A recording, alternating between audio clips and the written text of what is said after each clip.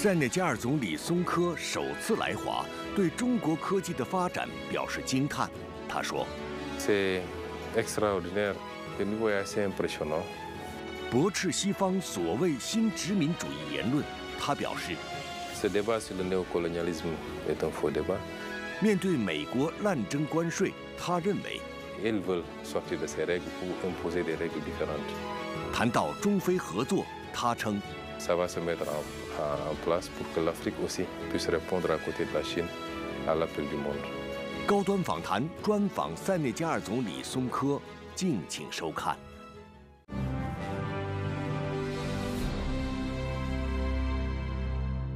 关注国际焦点，洞察世界风云。大家好，欢迎收看本期高端访谈，我是何彦科。今天我们即将对话的嘉宾是塞内加尔总理松科。上任后首次来华，行程覆盖浙江杭州、天津、北京3地，他有哪些感受和收获？在当前复杂多变的国际局势下，他希望两国如何深化多边协作，携手应对全球性挑战？对于中非合作的未来，他又期待勾勒出怎样的发展蓝图呢？让我们一起在对话中寻找答案。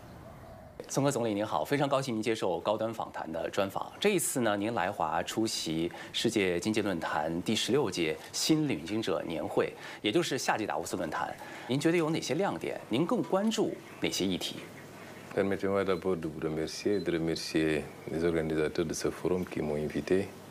Évidemment, nous avons profité de cette visite, de ce forum pour le transformer également en une visite d'État et d'amitié, ce qui nous a permis de ratisser assez large. Spécifiquement au forum, c'est un forum très ouvert avec des thématiques qui sont adaptées à la situation actuelle que vit le monde, mais qui coïncident également pour nous, particulièrement avec l'élaboration de notre vision 2050。我也看了您在夏季达沃斯论坛中的发言哈，您也提到了塞内加尔2050愿景，包括现在在经济转型过程中的一些机遇与挑战。其实这不仅是塞内加尔所面临的问题，它也折射出了世界的关切。所以您认为，在当前这样一种世界经济面临不确定的形势之下，各国应该如何携手合作来应对这样的挑战？ Oui, ces défis sont des défis mondiaux, comme vous l'avez dit, mais qui se posent différemment selon les pays. Il est évident qu'à chaque fois qu'il y a des chocs, les pays les moins développés comme les nôtres le ressentent plus durement que les pays les plus avancés, les grandes puissances comme les États-Unis, comme l'Union européenne. L'humanité connaît de ces tournants à échéances périodiques et nous sommes à ce tournant où tous les continents, toutes les nations, tous les pays doivent se déterminer, se réorganiser pour pouvoir, pour ne pas rater le train du changement qui se profile. Les règles qui doivent asseoir les relations entre États, quelle qu'en soit la taille, la puissance, la capacité, les relations doivent être basées sur d'abord le respect mutuel, c'est extrêmement important. Elles doivent être basées sur l'équilibre, le gain partagé mutuellement.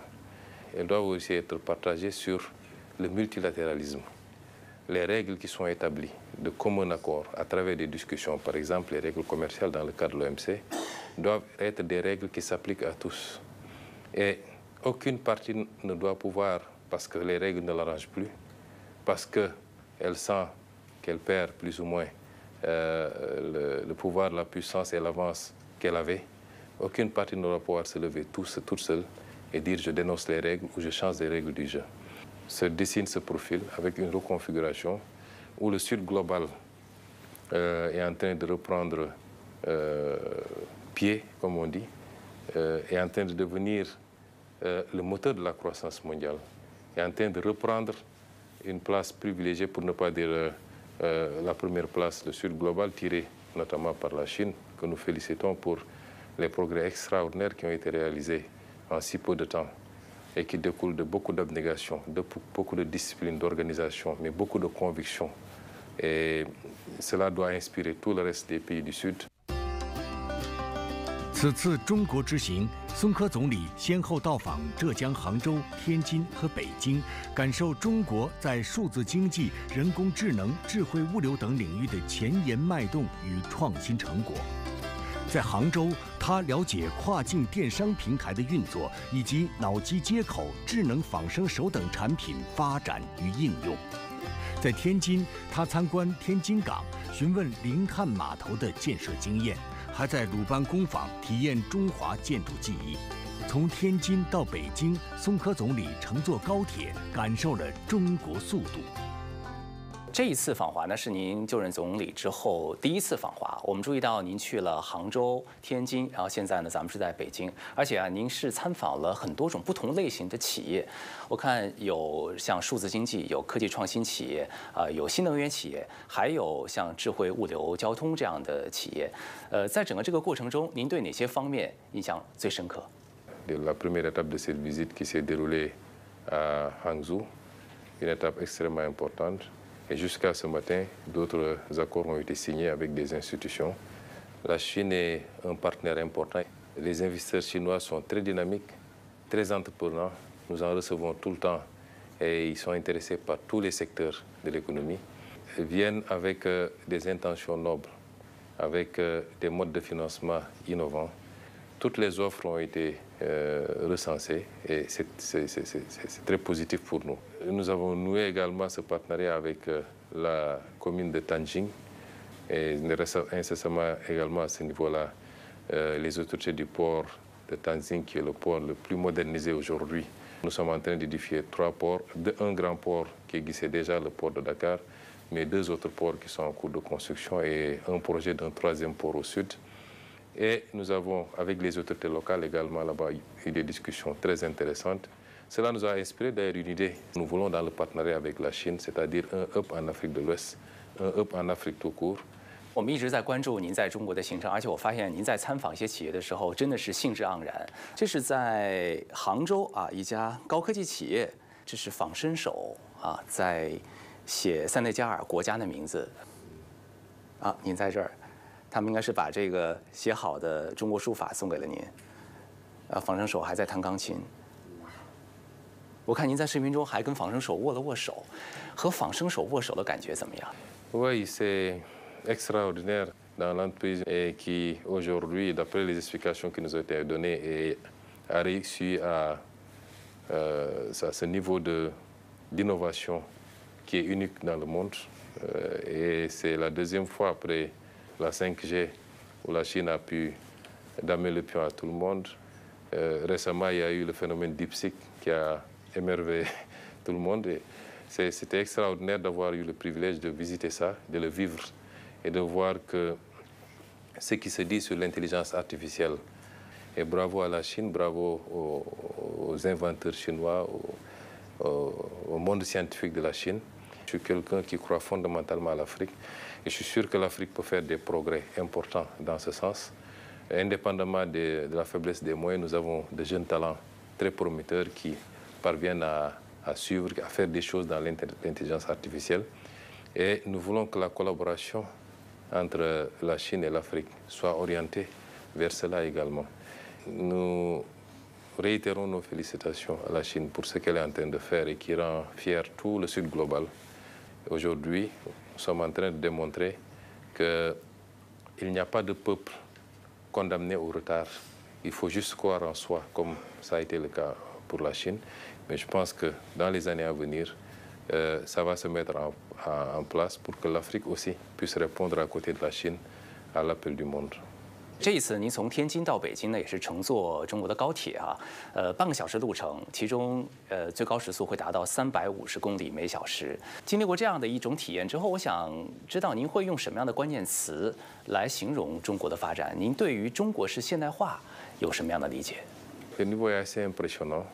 Je ne pense pas pour seulement nous qui sommes issus de pays peut-être moins développés, mais même pour ceux qui avaient pris de l'avance sur tout le monde, ce qui est en train d'être fait en Chine aujourd'hui et sur tous les plans.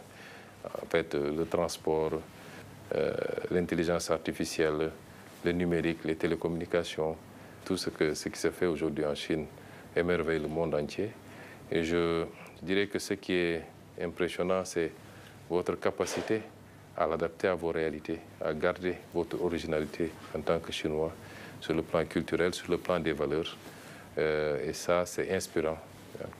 pour tout le reste du monde et en particulier pour l'Afrique. 新一届塞内加尔政府正在致力于推进系统变革，强化国家治理能力的建设。我知道您曾经读过习近平谈治国理政，在书中有哪些内容让您产生了共鸣？您是如何理解习近平主席他的治国理政思想？ Nous avons lu le président Xi, comme vous dites, nous suivons ses discours.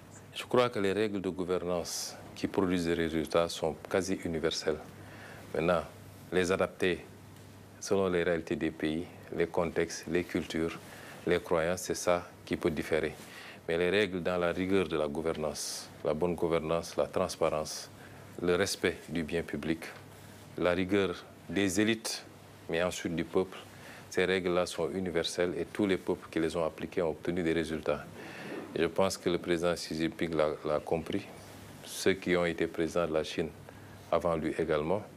Mais je pense qu'il l'a élevé à un certain niveau et les résultats sont immédiats. Le rythme de modernisation de la Chine sur les 10-15 dernières années est impressionnant.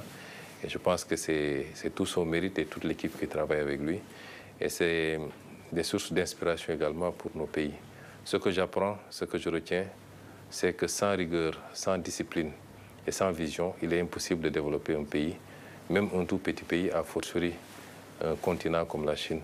习近平主席将与您举行会见，您有什么样的期待？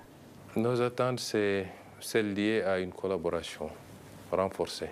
Je crois que les relations entre la Chine et le Sénégal ont été élevées au niveau de relations stratégiques globales, c'est déjà important. Et nous souhaitons que la Chine soit ce partenariat privilégié, avec ce partenaire privilégié avec lequel nous allons développer tous les axes qui ont été inscrits dans notre programme de développement, notre projection sur 2050. Et demain, je ne manquerai pas d'aborder ces aspects avec le président Xi Jinping. Ce qui est notable avec la Chine, c'est l'esprit d'un partenariat mutuellement gagnant, dans le respect mutuel, en considérant ses partenaires, quelle que soit la taille du pays, quel que soit son niveau de développement, le considérer en alter ego, et ça c'est appréciable, c'est important pour nous. 6月27日，习近平主席与松科总理举行会见。习近平主席指出，中塞两国是发展振兴的同路人、好兄弟。中方愿同塞方加强团结合作，深入推进中塞全面战略合作伙伴关系，为两国人民带来更多福祉，为中非友好和全球南方合作注入更多动力。 中国已连续16年保持非洲第1大贸易伙伴国地位。去年，在中非合作论坛北京峰会上，中方宣布给予包括塞内加尔在内的33个非洲国家零关税待遇。随着共建“一带一路”倡议的高质量深入推进，中国和塞内加尔的合作从农产品贸易、基础设施建设扩展到新能源、数字基础设施建设等领域。 长期以来，两国在多方面的合作已经取得了实实在在的成果，也是惠及了两国人民。所以，您会怎么来评价两国当下的关系？ Elles sont au beau fixe. C'est pas un hasard si le président Bassirou Diomaye avait réservé presque sa première visite d'État pour la Chine. Moi-même, en tant que Premier ministre, c'est ma première sortie en dehors du continent africain et je suis venu en Chine. Et nos deux visites se sont tenues à l'intervalle d'un an. Ça, c'est suffisant pour que vous compreniez l'importance que nous donnons à cette relation. Et du côté de la partie chinoise, on nous manifeste la même importance accordée à cette relation. Et c'est vous dire donc que ces relations qui sont au beau fixe, qui sont structurées autour de principes et de valeurs. Et c'est ça qui est important dans cette relation-là. Sur le plan international, souvent on partage exactement les mêmes positions sur toutes les questions internationales et lors des délibérations au niveau des instances internationales. Et ça, c'est important pour montrer le degré de solidarité, de cohésion et de convergence entre la Chine et le Sénégal, entre la Chine et l'Afrique. Et nous allons tous continuer à travailler à renforcer cette relation. 去年9月，法耶总统来华参加中非合作论坛北京峰会，并进行国事访问。法耶总统在峰会开幕式的致辞上，他是这么说的：“他说，中非合作论坛建立在对话、相互尊重和共建基础上，树立了构建卓有成效的伙伴关系典范。”但是我们看到西方的有些声音认为，中国与非洲合作是新殖民主义，也是给非洲设下了债务陷阱。您是如何看待中国与非洲之间的合作？ Vous savez, l'Afrique peut au moins affirmer une chose de manière claire. L'Afrique n'a pas de passif avec la Chine. La Chine ne nous a jamais colonisés. La Chine n'a jamais mené une guerre contre l'Afrique. La Chine ne nous a jamais causé de problèmes. Aussi loin que remonte l'histoire, je crois que les relations entre la Chine et l'Afrique ont été toujours des relations, j'allais dire, synalagmatiques, ouvertes, basées sur le consentement. Souvent, on dit que la Chine nous écoute. Et je considère donc que ce débat sur le néocolonialisme est un faux débat.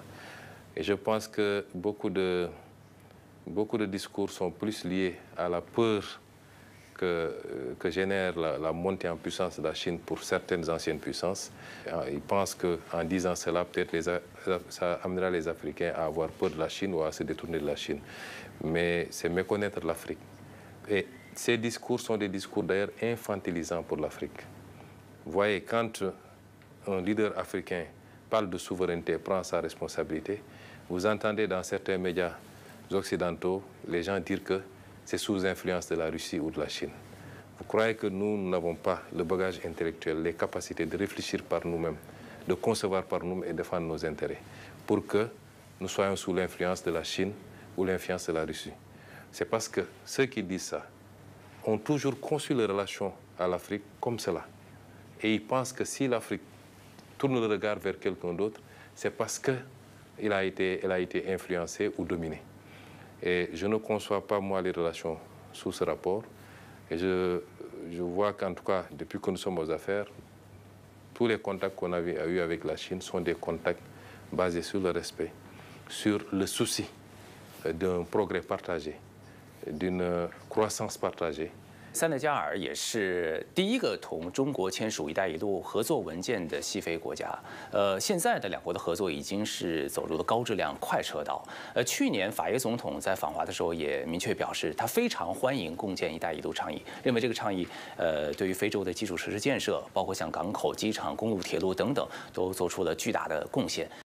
那您对中国同塞内加尔在“一带一路”框架下的合作有什么样的展望 Pour moi, l'offre de la ceinture et de la route est une offre originale, une offre ambitieuse qui découle d'une vision et d'un leadership éclairé du président Xi Jinping.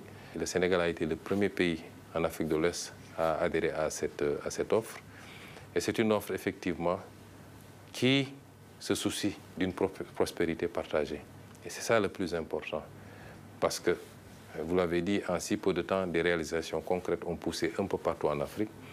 À partir de cette offre, à la base, je pense que chaque pays a pu discuter selon le mieux de ses intérêts, parce que ce n'est pas un schéma global unique à appliquer à tout le monde. Les préoccupations des pays ne sont pas les mêmes. Certains pays veulent des infrastructures sportives, d'autres veulent des routes et des autoroutes, d'autres veulent de l'industrie, et ainsi de suite. Et selon les demandes, chaque pays va discuter avec la Chine pour essayer de tirer le meilleur profit de cette initiative. Et l'offre commence par la conception elle-même. C'est pourquoi, depuis que nous sommes arrivés, nous avons initié nous aussi un travail, pas seulement au Sénégal, mais dans toute la sous-région ouest africaine. Et nous discutons avec nos voisins sur la manière de mutualiser sur un certain nombre de routes. Ce qui a été fait récemment dans le dernier FOCAC est appréciable avec les 10 actions préconisées par le président Xi Jinping. Mais nous pensons que nous devons tous ensemble nous préparer à ces prochaines étapes, à ces prochaines échéances. 塞内加尔有很多的优势传统产业，比如像渔业啊、碳酸盐，还有就是花生。塞内加尔被称为是花生之国。今天我们也是找到了来自塞内加尔的花生，我之前尝了一下，味道非常好。如果说让您为中国的消费者们推荐一下塞内加尔的花生，包括其他塞内加尔的优质的商品，您会怎么来推荐？ Oui, le Sénégal est un pays assez agricole, où on fait pousser pratiquement tout, du riz, des arachides, effectivement, c'est la culture commerciale principale, mais on y fait pousser également d'autres céréales telles que le mil, telles que le maïs, le sorgho. On y fait beaucoup de maraîchage. Il y a également beaucoup de produits d'arboriculture, de produits horticoles. Nous faisons énormément de fruits, surtout vers le sud du pays, mais également dans ce qu'on appelle la zone des Niayes, les mangues, les oranges, tout ce que vous voulez. Je crois que dans le cadre des échanges, nous, notre objectif, c'est d'abord d'accroître la production, parce que nous avons des rendements assez faibles. Il y a des accords qui existaient déjà et que nous allons développer pour que les instituts de recherche sénégalais et chinois puissent évidemment, ah oui, ça c'est notre arachide, pour que nos instituts de recherche puissent collaborer pour bénéficier de la technologie et des techniques chinoises d'amélioration des rendements. 三内加尔也一直在探索独立自主的发展道路。您是否也认为找到一条适合本国国情的、适合自身特点的发展道路，对于塞内加尔来说非常的重要？您觉得非洲应该如何把前途和命运掌握在自己的手里？ Et dans ce qui se dessine actuellement au niveau du monde, rassurer la Chine que les Africains désormais ont bien compris. Il y a eu pendant des années beaucoup de pollution dans la communication qui tendait à montrer certains modèles ou certains pays comme étant des modèles problématiques. Mais je crois qu'aujourd'hui, nous, notre génération, nous avons ouvert les yeux depuis longtemps. Et dans notre combat politique, nous avons toujours considéré que le partenariat le plus fiable, c'est celui qui est basé sur le respect mutuel, sur la préoccupation de chacun de pousser les autres à avancer. Et ce que la Chine fait avec l'Afrique, c'est pourquoi nous tenons à cette relation. 近几个月来呢，美国一直在挥舞关税大棒，对所有的贸易伙伴加征关税。但是美国其实忽略了一个基本事实，就是美国本身也是在国际贸易中大量的获益。您怎么看待这样一个滥征关税的行径？国际社会应该如何来面对这样一个情况，来维护公开市场和自由贸易？ De plus en plus, la notion d'ordre international, la notion de règles internationales, la notion même de communauté internationale perd de son sens. Parce que nous avons certains pays, du fait de leur puissance, qui pensent pouvoir de manière unilatérale à chaque moment de l'histoire imposer seuls les règles. Mais c'est ces pays qui ont créé ces règles-là. Parce qu'ils se sentaient tout puissants et pensaient que ça allait leur profiter au détriment du reste du monde. Aujourd'hui, que les choses ont tendance à s'équilibrer, ils veulent sortir de ces règles ou imposer des règles différentes. Je pense qu'aujourd'hui, ce qui se fait dans le sud global et au niveau des BRICS est assez important et c'est un travail qu'il faut continuer pour un monde beaucoup plus équilibré, beaucoup plus multilatéral. Et pour un continent comme l'Afrique, nous devons profiter de cette situation. 明年塞内加尔将会主办第4届青年奥运会，这也是非洲国家第一次主办奥林匹克的相关赛事啊。我们知道塞内加尔的强项有足球，包括摔跤。现在塞内加尔青奥会的准备工作怎么样？ Oui, nos athlètes sont en train de se préparer. Le pays, de manière générale, est en train de se préparer, malgré la situation difficile dont nous avons hérité. Mais c'est important toujours de voir d'où on part. Les travaux vont bon train. Et il y a certains travaux d'ailleurs qu'on fait avec la collaboration de la Chine. Et j'en profite pour remercier la Chine qui nous a offert, je crois, plus de 87 ou 90 bourses pour les athlètes pour une période de 2 mois pour qu'ils viennent se préparer ici en Chine. C'est nous qui organisons et nous voudrons en tout cas en sortir avec le maximum de médailles. Et nous espérons également que la Chine fera une bonne participation à ces Jeux. 所以刚才咱们谈到了体育，您觉得包括体育在内，包括人文交流在内，中塞两国之间未来还有什么样的合作契机？ Je pense qu'il y a plus de similitudes qu'on pense entre nos différentes cultures. Quand on est en Chine, on n'est pas très dépaysé quand on fréquente les Chinois, quand on discute avec les Chinois. Vous êtes assez africain, contrairement à ce que peut-être nous on a pu penser de loin. Et ça se reflète également sur le niveau, sur le plan culturel. Beaucoup d'étudiants sénégalais viennent se former en Chine, dans le domaine de l'agronomie, des nouvelles technologies et beaucoup d'autres domaines. Les arts martiaux chinois sont très pratiqués au Sénégal déjà. Pratiquement le kung fu et tous les autres arts sont pratiqués au Sénégal. Et je pense que nous pourrons donner une nouvelle dimension également à cette coopération culturelle et sportive. 今年是中国人民抗日战争暨世界反法西斯战争胜利80周年，面对依然充满了挑战的世界秩序，您觉得那样一段历史对于当今世界来说有什么样的启示？ Oui, vous savez, dès qu'on est arrivé, nous, pendant tout le temps, nous avions beaucoup insisté sur le devoir mémoriel. Un pays qui n'a pas de mémoire est un pays qui ne peut pas tirer les leçons du passé et qui risque de subir à nouveau les affres de cette histoire. Ce matin, j'ai visité le mausolée du président Mao, qui, au-delà du président Mao, porte l'histoire de la révolution chinoise. Et j'ai été impressionné par la manière avec laquelle les Chinois conservent cette mémoire et l'enseignent, la transmettent, parce que c'est ça qui va permettre aux générations à venir. Puis nous avions toujours dit qu'il faut le devoir mémoriel, parce que les pays africains ont doublement subi la traite négrière, la colonisation, la néocolonisation, mais le pire de ce qu'ils ont subi, c'est l'effacement, la tentative d'effacement de leur mémoire. C'est-à-dire, c'est comme si on les interdisait de se rappeler de cette histoire et d'en parler. Les Africains ne parlent pas de la traite négrière. D'autres ont parlé des épreuves qu'ils ont subies. Certains ont même réclamé des réparations. Mais en Afrique, c'est comme si c'était tabou. La colonisation, les Africains n'en parlent pas. Et imaginez que jusqu'à une date récente, ou jusqu'au mois où je vous parle même, dans chacun des pays qui ont été colonisés en Afrique, vous avez encore des rues, des boulevards qui portent le nom des généraux qui nous ont colonisés, qui ont combattu nos parents, qui ont tué, etc., qui ont asservi, qui ont imposé les travaux forcés, qui ont pris des gens pour les amener combattre de force pour eux. Mais jusqu'à une date récente, on a encore les stigmates. Et c'est pourquoi moi, quand j'ai été élu maire de Ziguinchor, la première chose que j'ai fait, c'est de rebaptiser toutes les rues qui portaient encore les noms de l'ancien colonisateur. Vous avez si bien restauré cette mémoire pour que ça serve de ciment, mais également de moteur au peuple chinois pour rattraper son écart et prendre sa revanche sur l'histoire. Et ça, c'est extrêmement important. Je suis très content que vous nous ayez posé cette question parce que souvent on l'oublie. 宋总理，感谢您真诚的分享，谢谢您。